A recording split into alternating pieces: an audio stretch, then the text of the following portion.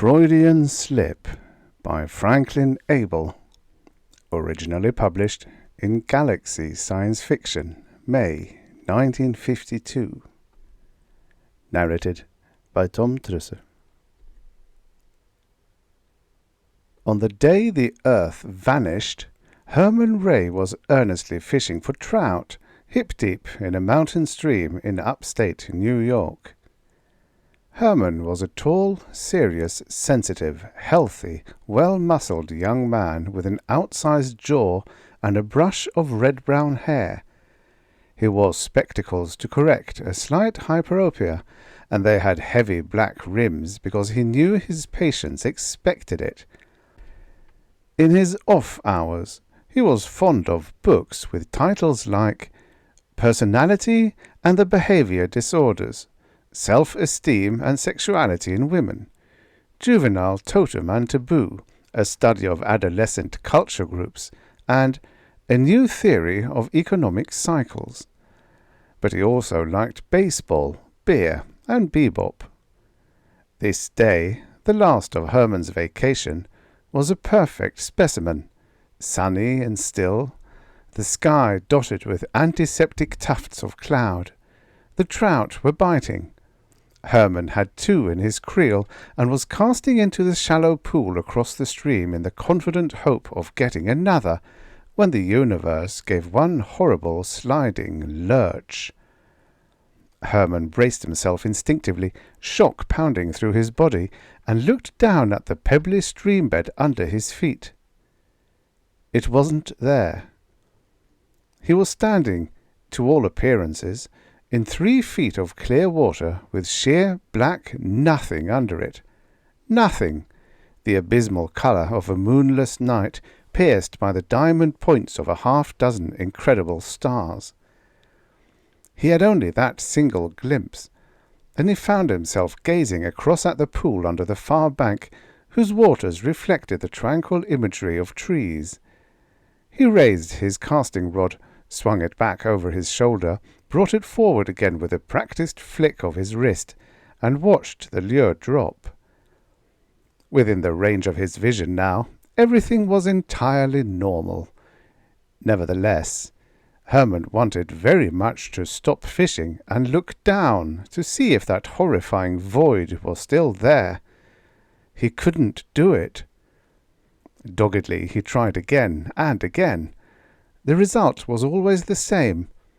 It was exactly as if he were a man who had made up his mind to fling himself over a cliff, or break a window and snatch a loaf of bread, or say in a loud voice to an important person at a party, "I think you stink."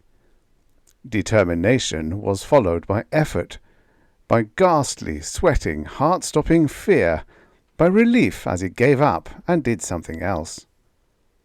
All right, he thought, finally. There's no point going on with it. Data established. Hallucination, compulsion, inhibition. Where do we go from here? The obvious first hypothesis was that he was insane. Herman considered that briefly, and left the question open. 3 or 4 selected psychoanalyst jokes paraded through his mind, led by the classic, "You're fine, how am I?" There was this much truth, he thought, in the popular belief that all analysts were a little cracked themselves. A good proportion of the people who get all the way through the man-killing course that makes an orthodox analyst, a course in which an MD degree is only a beginning, are impelled to do so in the first place by a consuming interest in their own neuroses. Herman, for example, from the age of 15 up until the completion of his own analysis at 26, had been so claustrophobic that he couldn't force himself into a subway car or an elevator. But was he now insane? Can a foot rule measure itself? Herman finished. At an appropriate hour he waded ashore, cleaned his catch, cooked it, and ate it. Where the ground had been bare around his cooking spot, he saw empty darkness, star-studded, rimmed by a tangled webwork of bare rootlets. He tried to go on looking at it when he had finished eating the fish. He couldn't. After the meal, he tried to take out his notebook and pen. He couldn't. In fact, it occurred to him he was helpless to do anything that he wouldn't normally have done. Pondering that discovery, after he had cleaned his utensils and finished his other chores, Herman crawled into his tent and went to sleep. Burying the garbage had been an unsettling experience. Like a lunatic building a machine nobody else can see, he had lifted successive shovels full of nothing, dropped the empty cans and rubbish 10 inches into nothing, and shovelled nothing carefully over them again. The light woke him long before dawn. From where he lay on his back, he could see an incredible pale radiance streaming upward all around him, outlining the shadow of his body at the ridge of the tent, picking out the undersurfaces of the trees against the night sky. He strained, until he was weak and dizzy, to roll over so that he could see its source, but he had to give up and wait another 10 minutes until his body turned naturally, just as if he had still been asleep. Then he was looking straight down into a milky transparency that started under his nose and continued into unguessable depths. First came the matted clumps of grass, black against the light, every blade and root as clear as if they had been set in transparent plastic. Then longer, writhing roots of trees and shrubs, sprouting thickets of hair-thin rootlets. Between these, and continuing downward level by level, was spread an infinity of tiny specks, seed shapes, spores. Some of them moved.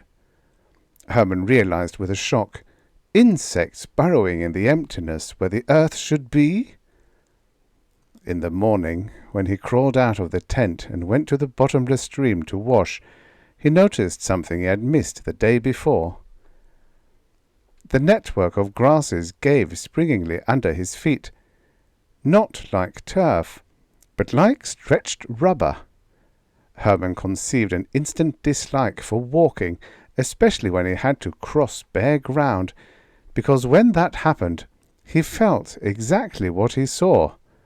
Nothing whatever underfoot.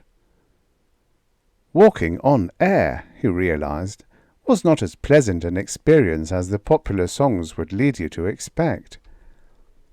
Herman shaved, cooked, and ate breakfast, washed the dishes, did the chores, and packed up his belongings. With a mighty effort, he pried out the tent stakes, which were bedded in nothing but a loose network of roots. He shouldered the load and carried it 1/4 mile through pine woods to his car. The car stood at ground level, but the ground was not there any more.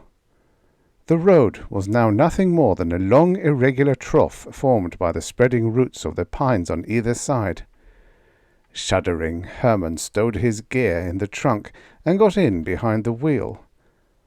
When he put the motor into gear, the sedan moved sedately and normally forward.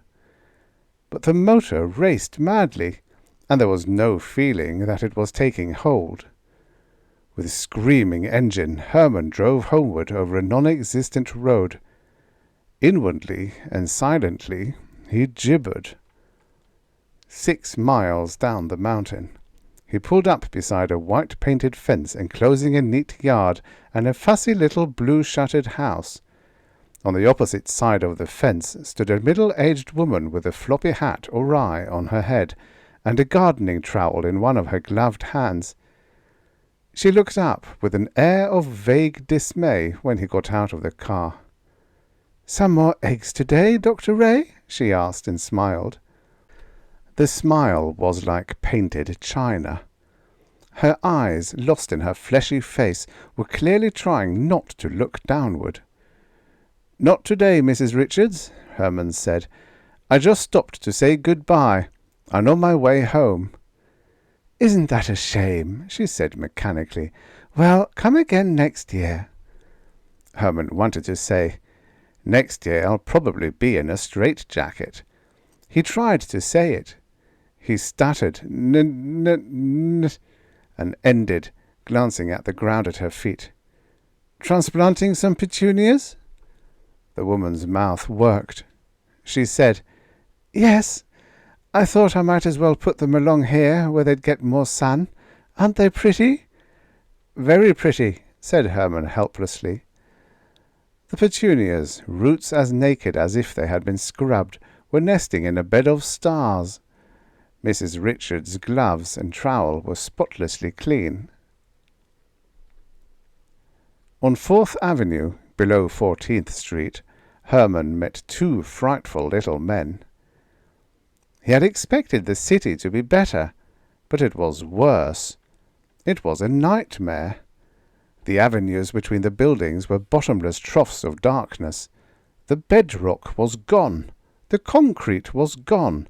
The asphalt was gone. The buildings themselves were hardly recognizable unless you knew what they were. New York had been a city of stone, built on stone, built of stone, as cold as stone. Uptown, the city looked half-built, but insanely occupied, a forest of orange-painted girders. In the village, the old brick houses were worse. No brick, no mortar, nothing but the grotesque shells of rooms in lathe and a paper thickness of paint. The wrought iron railings were gone too. On 4th Avenue, Booksellers' Row, you could almost persuade yourself that nothing had happened, provided you did not look down. The buildings had been made of wood, and wood they remained. The second-hand books in their wooden racks would have been comforting except that they were so clean. There was not a spot of dirt anywhere. The air was more than country pure. There was an insane selective principle at work here, Herman realized.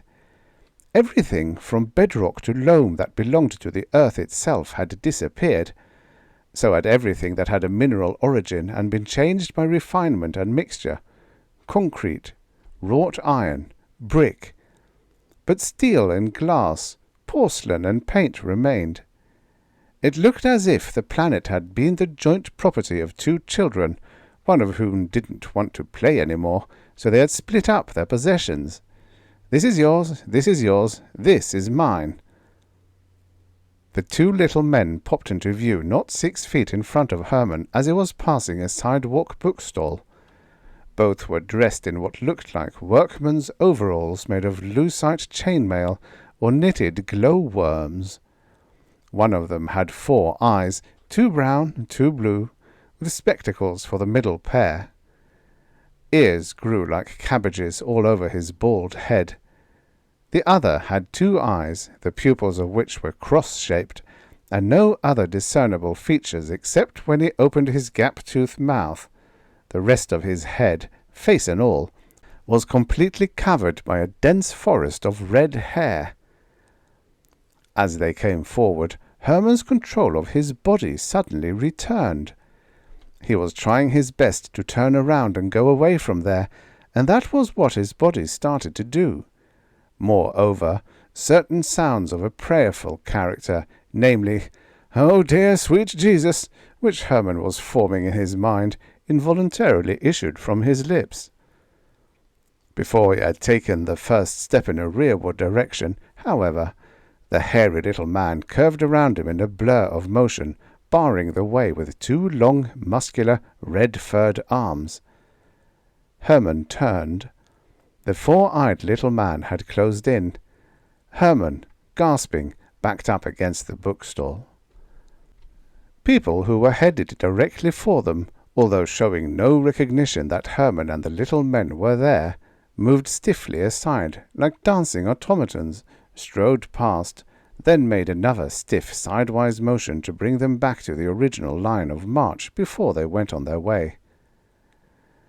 "Olaf den Hermreich Jorg der Regnar," demanded Harry. Herman gulped, half-stunned. "Huh?" he said. Harry turned to 4 Eyes.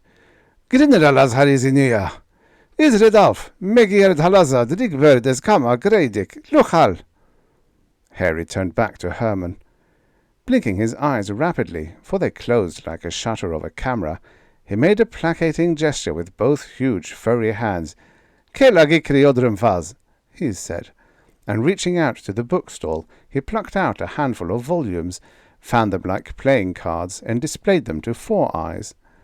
A heated discussion ensued, at the end of which Harry kept For Whom the Bell Tolls. Four Eyes took The Blonde in the Bathtub, and Harry threw the rest away. Then, while Herman gaped and made retching sounds, the two disgusting little men tore pages out of the books and stuffed them in their mouths. When they finished the pages, they ate the bindings. Then there was a rather sick pause, while they seemed to digest the contents of the books they had literally devoured. Herman had the wild thought that they were blurb writers whose jobs had gone to their heads. The one with the 4 eyes rolled 3 of them horribly. "That's more like it," he said in nasal but recognizable English. "Let's start over. Are you Herman Ray, the Skull Doc?" Herman produced a series of incoherent sounds. "My brother expresses himself crudely," said Harry in a rich, fruity baritone. "Please forgive him. He is a man of much heart." Said Herman. "Truly," said Harry, "and of much ears," he added with a glance at his companion. "But again, as to this affair, tell me true, are you Herman Ray, the analyst of minds?" "Suppose I am?" Herman asked cautiously. Harry turned to Four Eyes. "Argrasikti, suppose I am. Gur, ula fikrit es osgramat, "Talk English, can't you?" Four Eyes broke in. "You know we don't understand that caveman jabber. Anyhow, yeah, it's him. He just don't want to say so." He reached out and took Herman by the collar. "Come on, boy, the boss is waiting." There were 2 circular hairlines of glowing crimson where Harry and Four-Eyed had originally appeared. They reached the spot in one jump, Harry bringing up the rear. "But tell me truly," he said anxiously, "you are that same Herman Ray?" Herman paid no attention. Below, under the 2 glowing circles, was the terrifying gulf that had replaced the earth, and this time Herman was somehow convinced it was not going to hold him up. "Let go!" he shouted, struggling. "Ouch!" He had struck Four Eyes squarely on the flat nose, and it felt as if he had slugged an anvil. Paying no attention, Four Eyes turned Herman over, pinned his arms to his sides, and dropped him neatly through the larger of the 2 circles. Herman shut his eyes tightly and despairingly repeated the multiplication table up to 14 times 14. When he opened them again, he was apparently hanging in mid-space, with Harry to his left and Four Eyes to his right. The visible globe around them was so curiously tinted and mottled that it took Herman a long time to puzzle it out. Ahead of them was the darkest area, the void he had seen before. This was oval in shape, and in places the stars shone through it clearly. In others they were blocked off entirely or dimmed by a sort of haze. Surrounding this, and forming the rest of the sphere, was an area that shaded from gold shot with violet at the borders to an unbearable blaze of glory at the centre, back the way they had come, and a little to the right. Within this lighted section were other amorphous areas which were much darker, almost opaque, and still others where the light shone through diluted to a ruddy ghost of itself, like candlelight through parchment. Gradually Herman realized that the shapes and colors he saw were the lighted and dark hemispheres of Earth.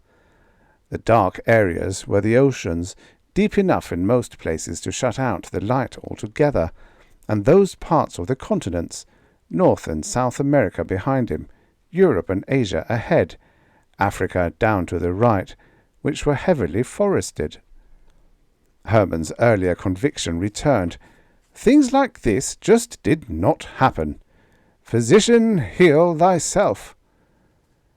You're not real, he said bitterly to Four Eyes.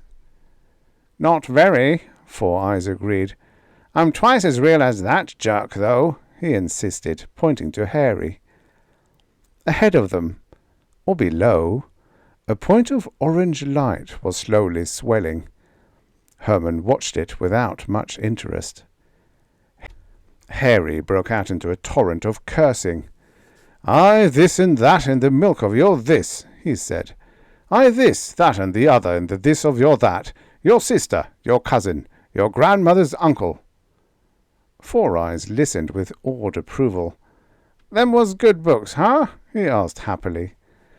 "Better than those scratchings in the caves," Harry said. "Something to think about till they haul us out again. Well," said Four Eyes philosophically, "here we are." The orange spot had enlarged into the semblance of a lighted room, rather like a stage setting. Inside were two enormous persons, one sitting, one standing. Otherwise, and except for 3 upholstered chairs, the room was bare. No, as they swooped down toward it, Herman blinked and looked again. A leather couch had appeared against the far wall. At the last moment there was a flicker of motion off to Herman's left. Something that looked like a short, pudgy human being accompanied by 2 little men the size of Harry and Four Eyes whooshed off into the distance, back toward the surface of the planet. Herman landed. Harry and Four Eyes, after bowing low to the standing person, turned and leaped out of the room. When Herman, feeling abandoned, turned to see where they had gone, he discovered that the room now had 4 walls and no windows or doors. The person said, "How do you do, Dr. Ray?" Herman looked at him. Although his figure had a disquieting tendency to quiver and flow, so that it was hard to judge, he seemed to be about 8 feet tall.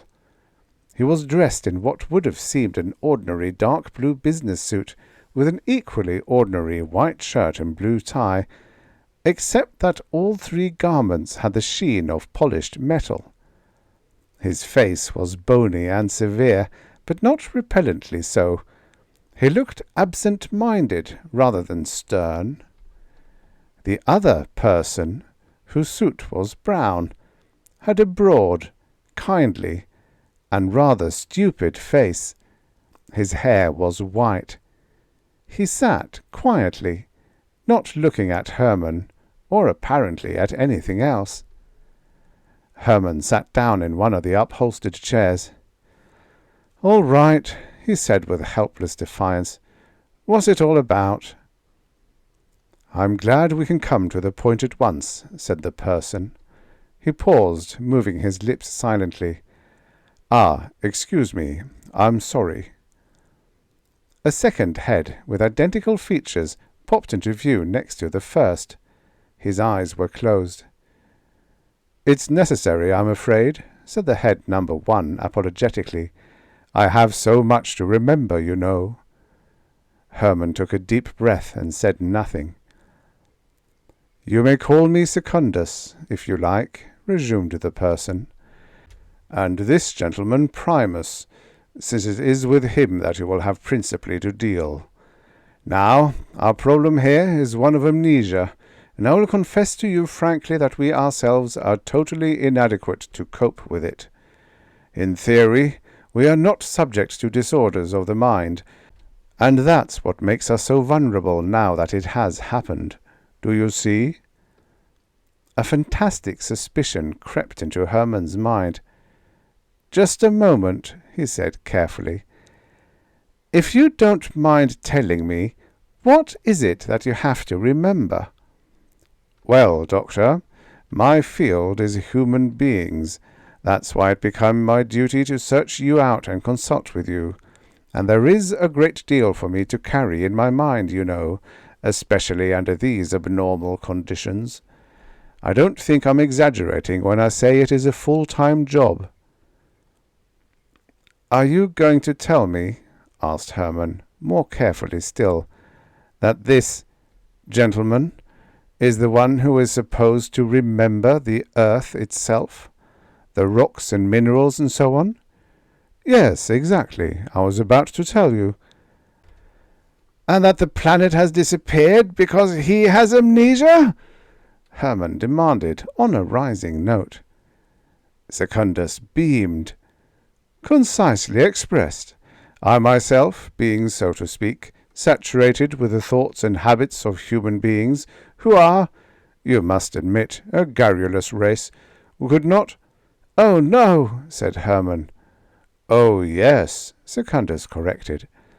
"I can understand that the idea is difficult for you to accept, since you naturally believe that you yourself have a real existence, or, to be more precise, that you belong to the world of phenomena as opposed to that of noumena." He beamed. "Now I will be silent, a considerable task for me, and let you ask questions." Hermann fought a successful battle with his impulse to stand up and shout, "To hell with it!" He had been through a great deal, but he was a serious and realistic young man. He set himself to think the problem through logically. If, as seemed more than probable, Secundus, Primus, Hairy, Four Eyes, and this whole Alice in Wonderland situation existed only as his hallucinations, then it did not matter much whether he took them seriously or not. If they were real, then he wasn't, and vice versa. It didn't make any difference which was which. He relaxed deliberately and folded his hands against his abdomen. "Let me see if I can get this clear," he said. "I am a noumenon, not a phenomenon. In cruder terms, I exist only in your mind. Is that true?" Secundus beamed. "Correct." "If you got amnesia, I and the rest of the human race would disappear." Secundus looked worried. "That is also correct, and if that should happen, you will readily understand that we would be in difficulty. The situation is extremely— But pardon me, I had promised to be silent except when answering questions." "This is the part I fail to understand, Mr. Secundus. I gather that you brought me here to treat Mr. Primus. Now, if I exist as a thought in your mind, you necessarily know everything I know. Why don't you treat him yourself?" Secundus shook his head disapprovingly. "Oh, no, Dr. Ray, that is not the case at all. It cannot be said that I know everything that you know. Rather, we should say that I remember you. In other words, that I maintain your existence by an act of memory. The two functions, knowledge and memory, are not identical, although, of course, the second cannot be considered to exist without the first. But before we become entangled in our own terms, I should perhaps remind you that when I employ the word memory, I am only making use of a convenient approximation. Perhaps it would be helpful to say that my memory is comparable to the structure memory of a living organism, although that, too, has certain semantic disadvantages. Were you about to make a remark, Doctor?" "It still seems to me," Hermann said stubbornly, "that if you remember me, structurally or otherwise, that includes everything I remember. If you're going to tell me that you remember human knowledge, including Freudian theory and practice, but are unable to manipulate it, that seems to me to be contradicted by internal evidence in what you've already said. For example, it's clear that in the field of epistemology, the knowledge of knowledge, you might say, you have the knowledge and manipulate it." "Ah," said Secundus, smiling shyly. "But, you see, that happens to be my line. Psychoanalysis and psychotherapy being specializations are not. As I mentioned previously, persons of our order are theoretically not capable of psychic deterioration. That is why we come to you, Dr. Ray. We are unable to help ourselves. We ask your help. We place ourselves unreservedly in your hands. The question, "How was I chosen?" occurred to Hermann, but he left it unasked. He knew that the answer was much likelier to be, "at random," than, "because we wanted the most brilliant and talented psychoanalyst on the planet." "I gather that I'm not the first person you've tried," he said. "Oh, you saw Dr. Budolfsson departing."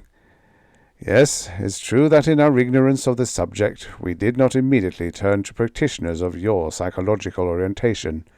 In fact, if you will not be offended, I may say that you are practically our last hope. We have already had one eminent gentleman whose method was simply to talk over Mr. Primus's problems with him and endeavour to help him reach an adjustment. He failed because Mr. Primus, so far as he is aware, has no problems except that he has lost his memory. Then we had another whose system, as he explained it to me, was simply to repeat, in a sympathetic manner, everything that the patient said to him. Mr. Primus was not sufficiently prolix for this method to be of avail. Then there was another who wished to treat Mr. Primus by encouraging him to relive his past experiences, taking him back along the time track, as he called it.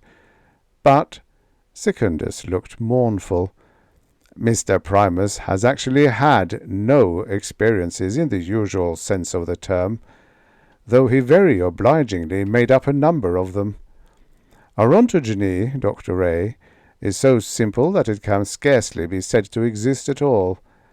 Each of us normally has only one function, the one I have already mentioned, and until this occurrence it has always been fulfilled successfully.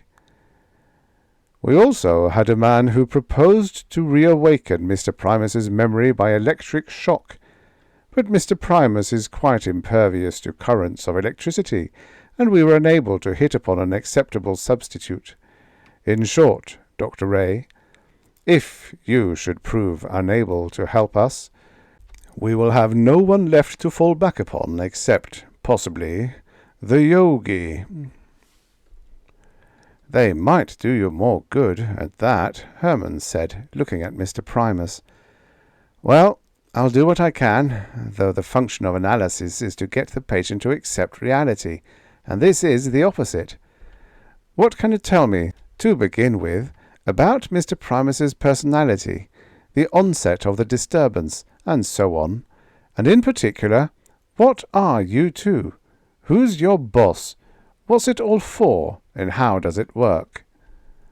Secundus said, "I can give you very little assistance, I'm afraid. I would characterize Primus as a very steady person, extremely accurate in his work, but not very imaginative. His memory loss occurred abruptly, as you yourself witnessed yesterday afternoon. As to your other questions, forgive me, Dr. Ray, but it is to your own advantage if I fail to answer them. I am, of course, the merest amateur in psychology, but I sincerely feel that your own psyche might be damaged if you were to learn the fragment of the truth which I could give you." He paused. A sheaf of papers, which Hermann had not noticed before, lay on a small table that he had not noticed either. Secundus picked them up and handed them over. "Here are testing materials," he said. "If you need anything else, you have only to call on me, but I trust you will find these complete." He turned to go. "And one more thing, Dr. Ray," he said with an apologetic smile. "Hurry, if you possibly can." Primus, looking rather like a sarcophagus ornament, lay limply supine on the 10-foot couch, arms at his sides, eyes closed. When Hermann had first told him to relax, Primus had had to have the word carefully explained to him. From then on he had done it, or seemed to do it, perfectly. In his preliminary tests, the Binet, the Minnesota Multiphasic Personality Index, and the Berneger PI, he had drawn almost a complete blank. Standard testing methods did not work on Mr. Primus, and the reason was obvious enough. Mr. Primus simply was not a human being. This room, no doubt, was an illusion, and so was Mr. Primus's anthropomorphic appearance. Herman felt like a surgeon trying to operate blindfolded while wearing a catcher's mitt on each hand. But he kept trying. He was getting results, though whether or not they meant anything he was unable to guess. On the Rorschach they had done a little better, and at least in volume of response. "That looks like a cliff," Primus would say eagerly. "That looks like a piece of sandstone. This part looks like 2 volcanoes and a cave." And of course, Herman realized the poor old gentleman was only trying to please him. He had no more idea than a goldfish what a volcano or a rock looked like, but he wanted desperately to help. Even so, it was possible to score the results. According to Herman's interpretation, Primus was a case of arrested infantile sexualism with traces of conversion hysteria and a strong Oedipus complex. Herman entered the protocol solemnly in his notes and kept going. Next came free association, and after that, recounting of dreams. Feeling that he might as well be hanged for a sheep as a lamb, Herman carefully explained to Primus what sleep and dreams were. Primus had promised to do his best. He had been lying there now, without moving, for how long? Startled, Herman looked at his watch. It had stopped. Scoring the Rorschach alone, Herman realized suddenly, should have taken him nearly a full day, even considering the fact that he hadn't eaten anything or taken time out to rest or— Herman bewilderedly felt his jaw. There was only the slightest stubble. He didn't feel hungry or tired, or cramped from sitting. "Secundus," he called. A door opened in the wall to his right, and Secundus stepped through. The door disappeared. "Yes, Dr. Ray, is anything wrong?" "How long have I been here?" Secundus's right head looked embarrassed. "Well, Doctor, without bringing in the difficult questions of absolute versus relative duration and the definition of an arbitrary position. Don't stall. How long have I been here in my own subjective time?" "Well, I was about to say, without being unnecessarily inclusive, the question is still very difficult. However, bearing in mind that the answer is only a rough approximation, about 100 hours. Herman rubbed his chin.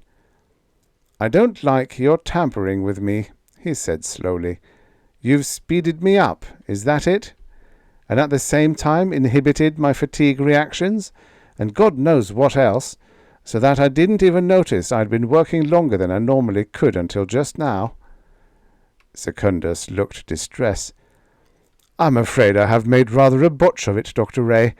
I should not have allowed you to notice at all, but it is growing increasingly difficult to restrain your fellow creatures to their ordinary routines. My attention strayed, I am sorry to say." He glanced at the recumbent form of Primus. "My word! What is Mr. Primus doing, Dr. Ray?" "Sleeping," Herman answered curtly. "Remarkable! I hope he does not make a habit of it. Will he awaken soon, do you think, Doctor?" "I have no idea," said Herman helplessly, but at that moment Primus stirred, opened his eyes, and sat up with his usual vague, kindly smile. "Did you dream?" Herman asked him. Primus blinked slowly. Yes, I did," he said in his profoundly heavy voice. "Tell me all you can remember about it." "Well," said Primus, sinking back onto the couch, I dreamed I was in a room with a large bed. It had heavy wooden posts and a big bolster. I wanted to lie down and rest in the bed, but the bolster made me uncomfortable. It was too dark to see, to rearrange the bed, so I tried to light a candle, but the matches kept going out. Herman took it all down, word for word, with growing excitement and growing dismay. The dream was too good. It might have come out of Dr. Freud's original case histories. When Primus had finished, Herman searched back through his notes. Did Primus know what a bed was, or what a bolster was, or a candle? How much had Herman told him? Bed was there, of course. Primus: what are dreams? Herman: well, when a human being goes to bed and sleeps. Bolster was there, too, but not in the same sense. Herman: to bolster its argument, the unconscious, what we call the id, frequently alters the person's likes and dislikes on what seems to be petty and commonplace subjects. And candle? Herman: I want you to understand that I don't know all about this subject myself, Mr. Primus. Nobody does. Our knowledge is just a candle in the darkness. Herman gave up. He glanced at Secundus, who was watching him expectantly. May I talk to you privately? Of course. Secundus nodded to Primus, who stood up awkwardly and then vanished with a pop. Secundus tut-tutted regretfully. Herman took a firm grip on himself. Look, he said, the data I have now suggest that Primus had some traumatic experience in his infancy which arrested his development in various ways and also strengthened his Oedipus complex, that is, intensified his feelings of fear, hatred, and rivalry toward his father. Now, that may sound to you as if we're making some progress. I would feel that way myself, if I had the slightest reason for believing that Primus ever had a father. Secundus started to speak, but Herman cut him off. Wait, let me finish. I can go ahead on that basis, but as far as I'm concerned, I might just as well be counting the angels on the head of a pin. You've got to give me more information, Secundus. I want to know who you are, and who Primus is, and whether there's any other being with whom Primus could possibly have a filial relationship. And if you can't tell me all that without giving me the secret of the universe, then you'd better give it to me, whether it's good for me or not. I can't work in the dark. Secundus pursed his lips. There is justice in what you say, Doctor. Very well. I shall be entirely frank with you, in so far as it is possible for me to do so, of course. Let's see, where can I begin? First question, retorted Herman. Who are you? We are... Secundus thought a moment, then spread his hands with a helpless smile. There are no words, Doctor. To put the case in negatives, we are not evolved organisms. We are not mortal. We are not, speaking in the usual sense, alive, although, of course, I hope you will not be offended. Neither are you. Herman's brow wrinkled. Are you real? He demanded finally. Secundus looked embarrassed. You have found me out, Dr. Ray. I endeavoured to give you that impression, through vanity, I am ashamed to say. But, unhappily, it is not true. I, too, belong to the realm of noumena. Then, blast it all, what is real? This planet isn't. You're not. What's it all for? He paused a moment reflectively. We're getting on to my second question, about Primus's attitude toward his father. Perhaps I should have asked just now, who is real? Who remembers you, Secundus? This question, unfortunately, is the one I cannot answer with complete frankness, Doctor.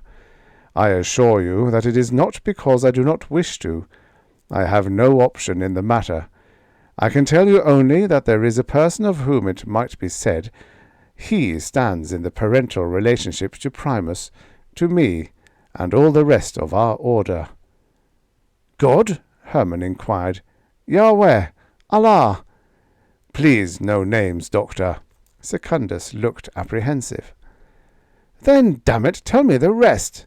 Hermann realized vaguely that he was soothing his own hurt vanity at Secundus's expense, but he was enjoying himself too much to stop. "You're afraid of something. That's been obviously right along. And there must be a time limit on it, or you wouldn't be rushing me. Why? Are you afraid that if this unnameable person finds out you've botched your job, he'll wipe you out of existence and start over with a new bunch?" A cold wind blew down Hermann's back. "Not us alone, Dr. Ray," said Secundus gravely. "If the inspector discovers this blunder, and the time is coming soon when he must, no corrections will be attempted. When a mistake occurs, it is painted out." "Oh," said Hermann after a moment. He sat down again weakly. "How long have we got?" "Approximately 1¼ days have gone by at the Earth's normal rate since Primus lost his memory," Secundus said. "I have not been able to speed you up, as you termed it, by more than a 20-to-1 ratio. The deadline will have arrived, by calculation, in 15 minutes of normal time, or 5 hours at your present accelerated rate." Primus stepped into the room, crossed to the couch, and lay down placidly. Secundus turned to go, then paused. "As for your final question, Doctor, you might think of the universe as a pointillist painting, in which this planet is one infinitesimally small dot of colour. The work is wholly imaginary, of course, since neither the canvas nor the pigment has what you would term an independent existence. Nevertheless, the artist takes it seriously. He would not care to find, so to speak, moustaches daubed on it." Hermann sat limply, staring after him as he moved to the door. Secundus turned once more. "I hope you will not think that I am displeased with you, Doctor," he said. "On the contrary, I feel that you are accomplishing more than anyone else has. However, should you succeed, as I devoutly hope, there may not be sufficient time to congratulate you as you deserve. I shall have to replace you immediately in your normal world line, for your absence would constitute as noticeable a flaw as that of the planet.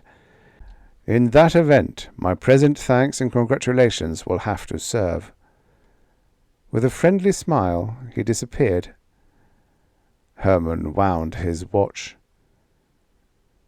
2 hours later, Primus's answers to his questions began to show a touch of resentment and surly defiance.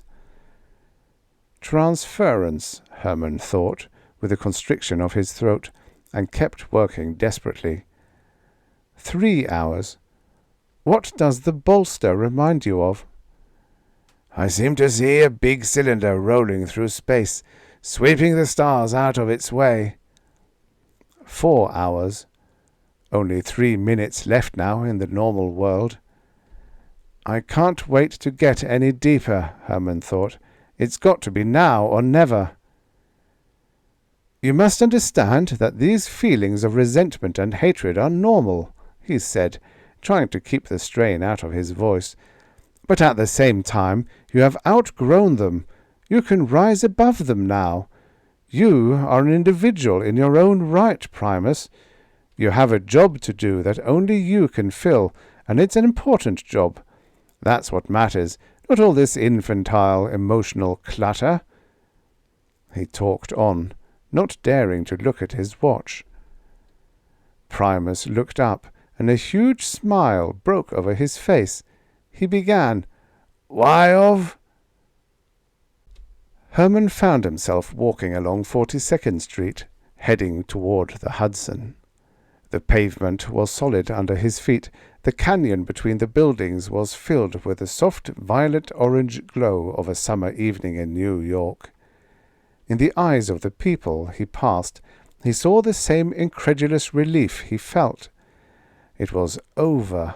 He'd done it. He'd broken all the rules, but, incredibly, he'd got results. Then he looked up, and a chill spread over him. No one who knew the city would accept that ithyphallic parody as the Empire State Building, or those huge fleshy curves as wanton as the mountains in which Mr. Morm's Sadie Thompson had her lusty existence, as the prosaic hills of New Jersey. Psychoanalysis had certainly removed Mr. Primus's inhibitions. The world was like a fence scrawled on by a naughty little boy. Mr. Primus would outgrow it in time, but life until then might be somewhat disconcerting. Those two clouds, for instance. The end.